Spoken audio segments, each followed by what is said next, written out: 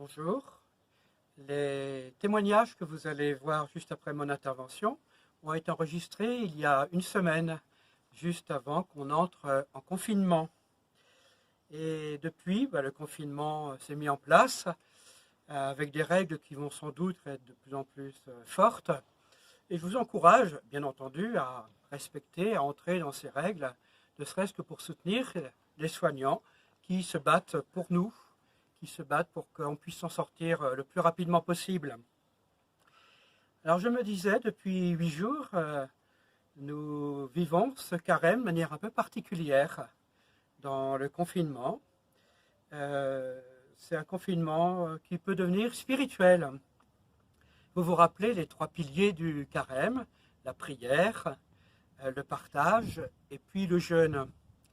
Alors ce confinement peut être vraiment une belle occasion de vivre de manière renouvelée la prière. La prière, c'est une rencontre avec le Seigneur, comme le disait le Père Guillaume il n'y a pas longtemps. C'est un rendez-vous qu'on peut se donner 1 fois, 2 fois, 3 fois dans la journée avec le Seigneur. Un rendez-vous comme on prend un rendez-vous professionnel avec quelqu'un. Eh bien, on prend rendez-vous avec le Seigneur, même si on sait que le Seigneur est toujours présent à nos côtés, dans nos maisons, nos appartements. Mais c'est bon de prendre 4-5 minutes ou plus dans la journée de rendez-vous spécifiques avec lui à part. Donc je vous encourage à vivre de manière renouvelée la prière. Puis bien sûr le partage. On peut partager dans ce carême, dans ce confinement spirituel, de manière tout à fait variée. On peut partager avec les autres de bonnes lectures. On peut partager en famille un bon film à regarder ensemble. On peut partager, pourquoi pas, avec des voisins, des amis, par Internet ou par téléphone ou WhatsApp.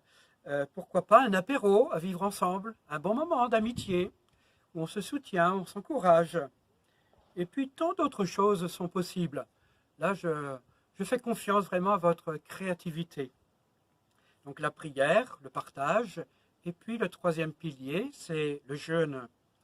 On m'a envoyé ce texte du pape François sur le jeûne, où il propose dans ce carême 2020 de faire un jeûne, par exemple, de paroles blessantes, de critiques, de médisance, de mécontentement, de ressentiment, de rancune, d'égoïsme, de pessimisme. C'est bien d'actualité. Jeûne de préoccupation et d'inquiétude inutiles. Jeûne d'occupation superficielle, de paroles futiles. Bref, on peut jeûner de plein de choses pour mettre plus d'amour, plus d'attention aux autres, plus de joie, plus de bonne humeur, plus d'humour dans nos vies. Alors tout en étant conscient de la gravité de la situation, tout en nous encourageant à vivre strictement les règles de confinement qui nous sont demandées, je vous encourage tous à ne pas se laisser gagner par l'esprit de morosité et d'abattement. C'est le 4e dimanche de carême, le dimanche de la joie. Alors vivons un carême créatif où chacun donne de la vie, vraiment de la vie, plus de vie à ceux qui l'entourent. Merci et à bientôt. Bonne semaine. Et depuis que nous sommes informés de prendre des précautions vis-à-vis du virus, donc l'évêque a proposé de non pas se serrer la main, mais de se sourire. Je trouve qu'on partage davantage avec le sourire à plus de personnes.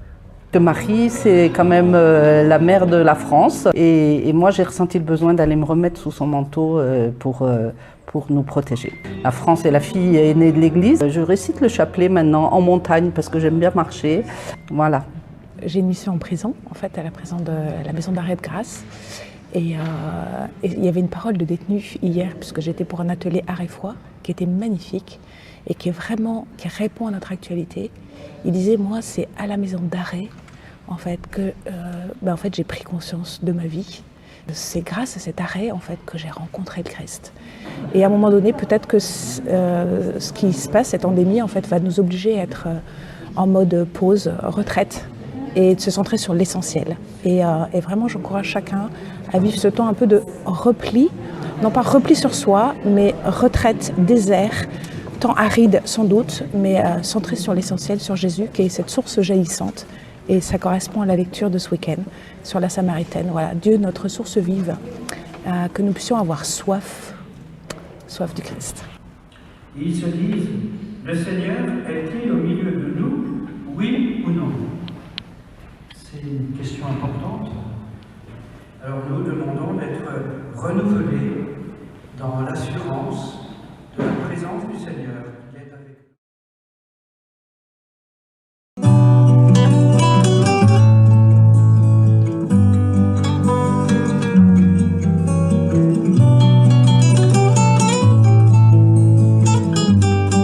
Comme d'habitude, je suis venue à la messe et puis effectivement j'ai trouvé les portes fermées à clé.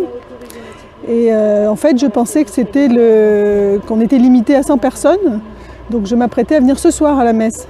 Mais j'ai eu la chance de croiser Géraldine qui m'a dit que c'était pas une bonne idée, que les célébrations étaient annulées en fait et qu'elles nous invitaient à aller voir sur le net. Ce temps d'isolement est pas si mal en fait parce qu'on fait un stop en fait et ce stop ça permet d'être créatif en fait et de vivre d'autres choses. Et puis aussi quand on croise les gens, le fait de devoir maintenir une zone de protection, on s'exprime autrement en fait. On regarde, on fait attention au regard des gens, à leur sourire aussi, à leur expression. Mais oui, je trouve qu'il y a une autre façon d'interagir en fait.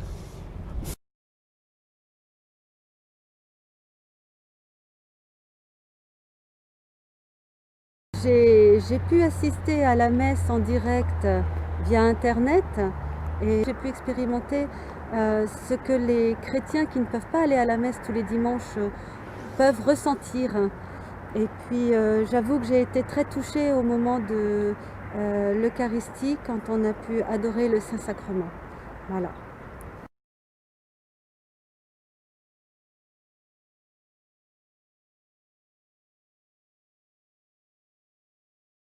Heureux qui craint le Seigneur. Reprends-le peut-être, parce que j'ai peur que c'est parti en même temps. Non, c'est bon. Vas-y. Heureux qui craint le Seigneur, qui aime entièrement sa volonté. Sa lignée sera puissante sur la terre, la race des justes est bénie. Les richesses affluent dans sa maison, à jamais se maintiendra sa justice. Lumière des cœurs droits, il s'est levé dans les ténèbres. Homme de justice, de tendresse et de pitié. L'homme de bien a pitié, il partage. Il mène ses affaires avec droiture. Cet homme jamais ne tombera. Toujours on fera mémoire du juste. Il ne craint pas l'annonce d'un malheur. Le cœur ferme, il s'appuie sur le Seigneur. Son cœur est confiant, il ne craint pas. Il verra ce que valaient ses oppresseurs.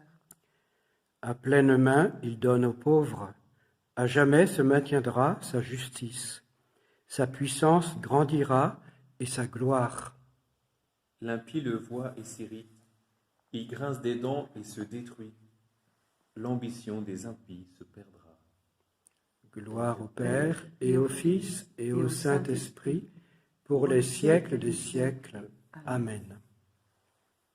Dieu, qui a réconcilié avec toi toute l'humanité en lui donnant ton propre Fils, augmente la foi du peuple chrétien pour qu'il se hâte avec amour au-devant des fêtes pascales qui approchent.